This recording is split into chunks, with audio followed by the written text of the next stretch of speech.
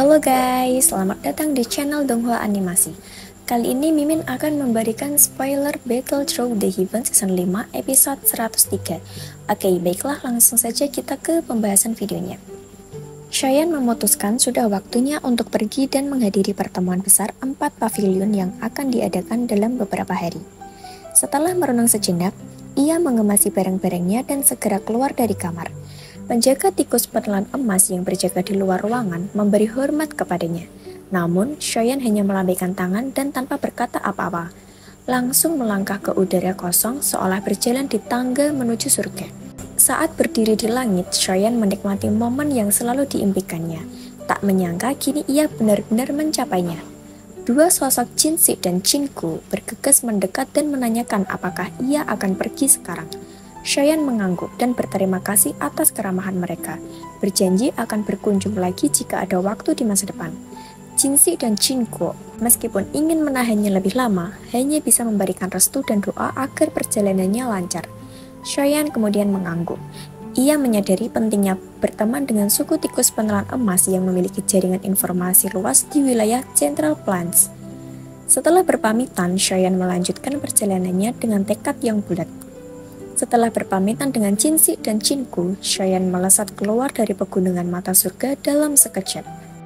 Meskipun kecepatannya luar biasa, ia memilih tidak menggunakan sayap tulangnya, mengingat peringat Raja Serigala Abu-Abu tentang ancaman suku Heaven Demon Phoenix. Setelah mencapai puncak gunung di luar pegunungan mata surga, Cheyenne mengeluarkan peta dari cincin ruang miliknya. Ia memeriksa lokasi markas pavilion petir angin, tempat pertemuan besar 4 pavilion akan diadakan. Menyadari jarak yang jauh, ia memperkirakan butuh 5 hari perjalanan untuk mencapainya. Pavilion angin petir timur adalah simbol kekuatan yang mendominasi wilayah Central Plains. Dikenal sebagai markas besar pavilion angin petir, tempat ini dihuni oleh para ahli dengan pertahanan yang kokoh.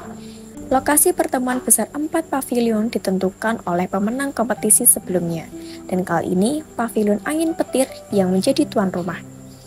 Terletak di pegunungan angin petir, dekat perbatasan wilayah utara, pavilion timur memiliki medan yang tinggi dan sering dihiasi suara gemuruh serta cuaca yang tidak menentu.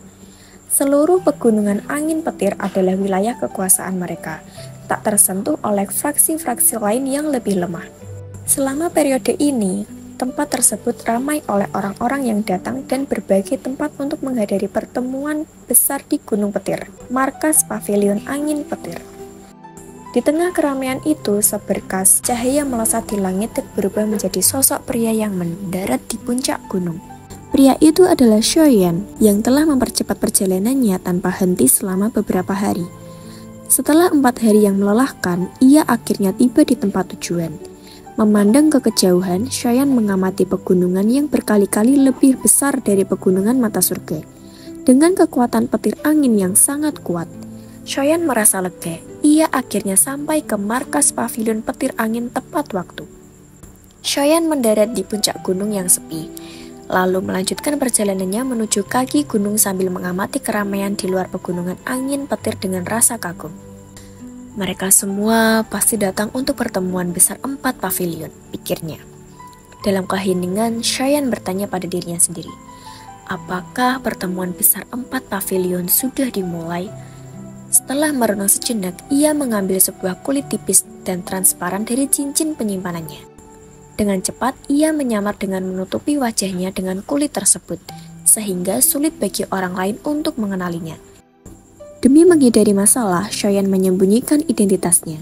Semua orang mengetahui konfliknya dengan pavilion angin petir, yang penuh dengan para ahli, termasuk kepala pavilion. Meskipun sudah mencapai kelas Duzong, Cheyenne memilih untuk menghindari pertarungan langsung dengan para ahli tersebut. Cheyenne datang ke pegunungan angin petir untuk mencari Feng Zunzi, tetapi ingin menghindari mengekspos dirinya karena bisa membahayakan. Oleh karena itu, ia menyembunyikan penampilannya. Setelah berubah penampilan, Cheyenne bergabung dengan kerumunan menuju pegunungan angin petir. Pertemuan besar 4 pavilion akan dimulai, dan semua orang dari 4 pavilion telah tiba. Pemenang terakhir adalah pavilion angin petir, dan semua penasaran siapa yang akan menang kali ini. Diskusi tentang kemungkinan pemenang berkembang di antara kerumunan, termasuk tentang 4 nama dikenal, yang bahkan telah memasuki kolam darah gunung mata surga. Keberhasilan mereka menerobos kelas The Wang membuat siapapun yang bisa melakukan terobos selama pertemuan ini dianggap sebagai calon pemenang. Namun, ada juga spekulasi tentang bakat tersembunyi di Central Plains yang mungkin akan muncul sebagai kejutan. Cheyenne, seorang kuda hitam yang telah menciptakan keributan di wilayah utara, menimbulkan decak kagum atas kekuatannya. Namun, dia tiba di markas besar pavilion petir angin dengan hati-hati. Menyadari bahwa reputasinya bisa membawanya ke masalah, dia memasuki pegunungan pavilion petir angin dengan hati-hati. Menyelinap di tengah kebisingan pertemuan 4 pavilion yang akan dimulai. Dengan tujuan menyelamatkan Yao Lao dan ayahnya, dia bergerak dengan penuh kehati-hatian, siap menghadapi tantangan apapun yang mungkin menghadangnya. Di pegunungan petir angin, gunung petir menjulang tinggi, dikelilingi oleh kabut tebal yang sesekali menyala dengan kilatan petir. Saat pertemuan akan dimulai, Cheyenne tiba di pavilion petir angin dengan kagum. Untuk tidak menarik perhatian, dia bergabung dengan kelompok lain di persimpangan menuju gunung. Di sana, dia melihat 2 orang tua yang menemani Feng Qi'er ke pegunungan mata surga, yaitu para tetua Huomu. Para tetua Huomu tidak memperhatikan orang-orang lemah yang mencoba melewati pemeriksaan mereka. Melihat hal ini, Cheyenne menahan tawa dalam hatinya. Namun, ketika dia hendak melangkah menuju jalan sebelah kiri, suara tiba-tiba memanggilnya. "Tunggu!" Cheyenne pun terkejut saat Elder Hou tiba-tiba berbalik ke arahnya. Dia tampaknya telah memenuhi syarat untuk berpartisipasi dalam kompetisi. "Mengapa Anda tidak mencobanya?" tanya Elder Hou, mengejutkan para hadirin. "Saya tidak tertarik dengan Grand Meeting.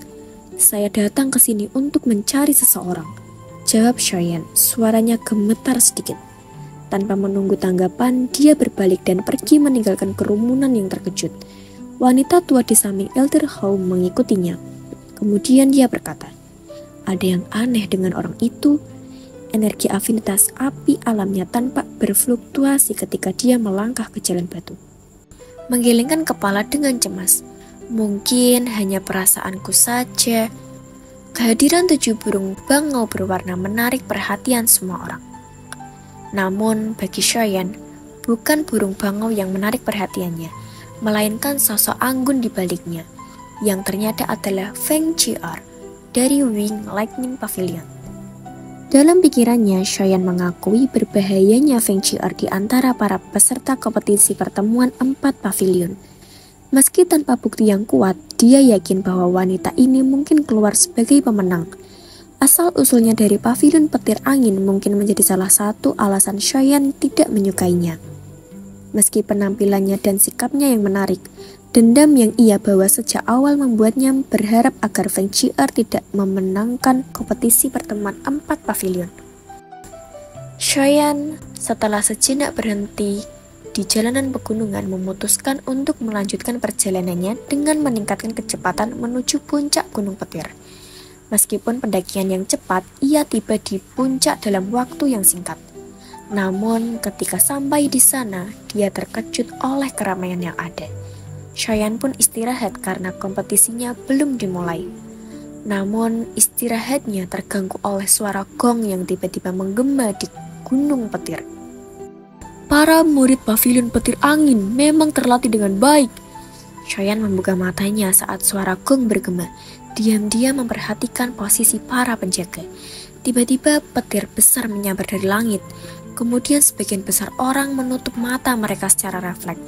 Cheyenne memperhatikan petir itu dengan seksama. Beberapa orang mulai duduk di kursi-kursi kayu perak. Pandangan Cheyenne berhenti pada sosok yang dikenalnya. Rasa dingin melintas di matanya. "Vivian, ini 4 kepala pavilion petir angin. Ini dipenuhi oleh para ahli. Orang yang duduk di tengah pasti Li Zunzi yang terkenal, bukan?"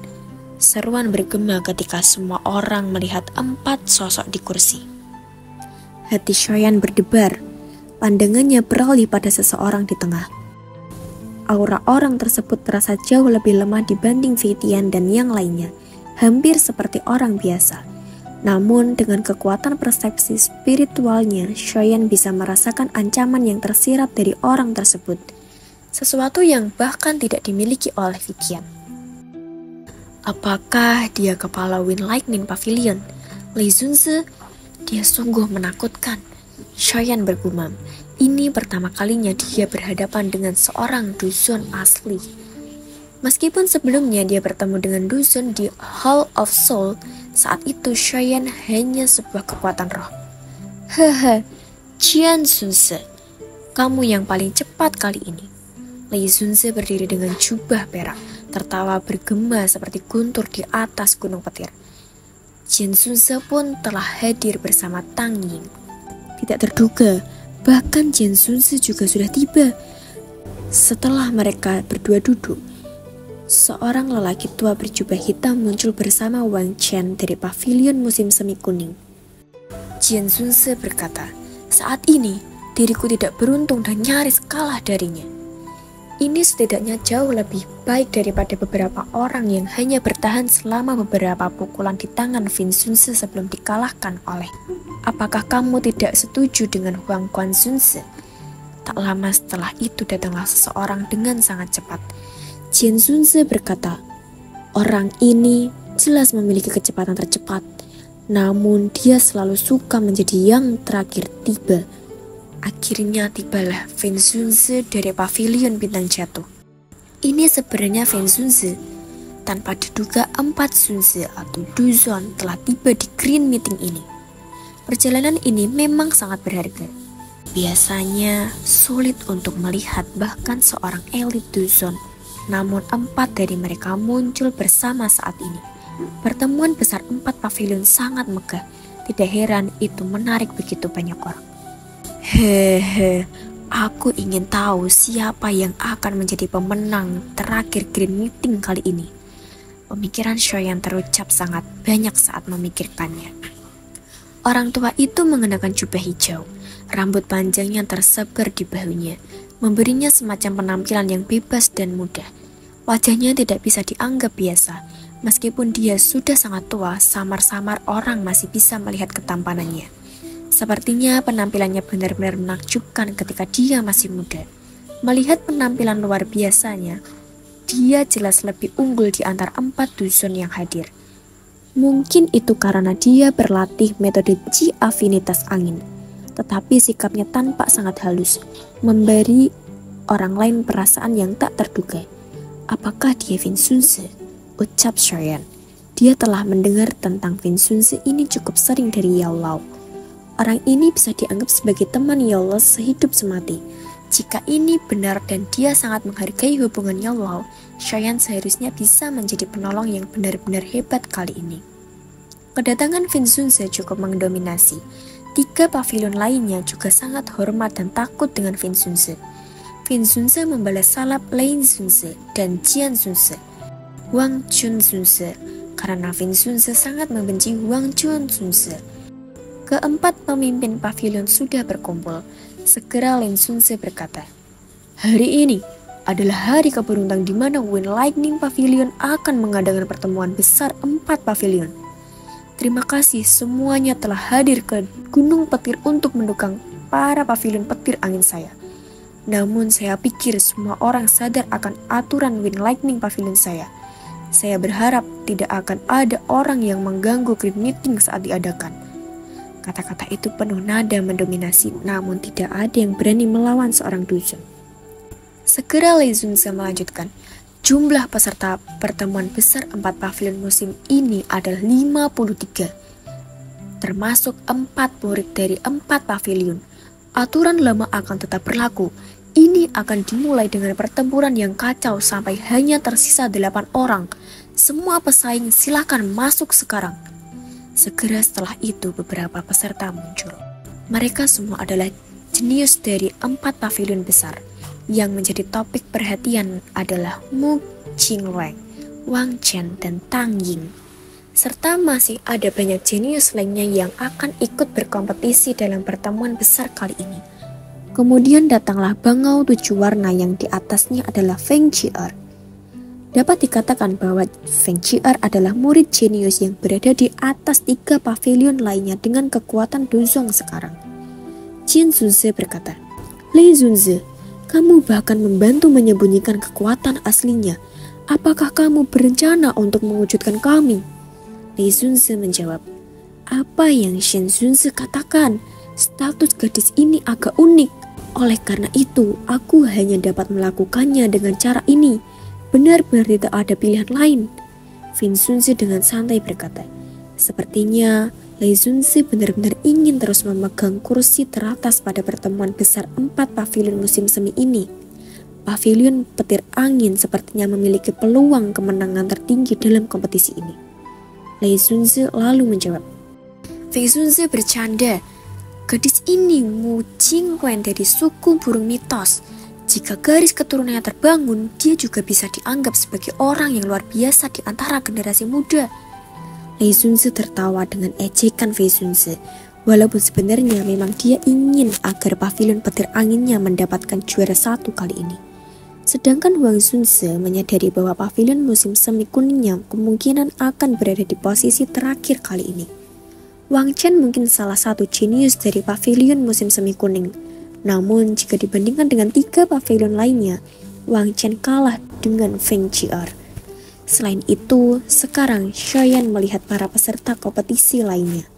Mereka semua adalah para doang yang kuat, bahkan usianya juga masih muda. Bahkan wilayah Black Corner tidak akan bisa dibandingkan dengan dataran tengah ini. Namun beberapa saat kemudian, Xiaoyan kaget melihat teman lamanya dari Akademi Jianan yaitu Lin Yan. Segera Lei Zunze berkata, karena semua orang telah berkumpul, biarkan kompetisi dimulai.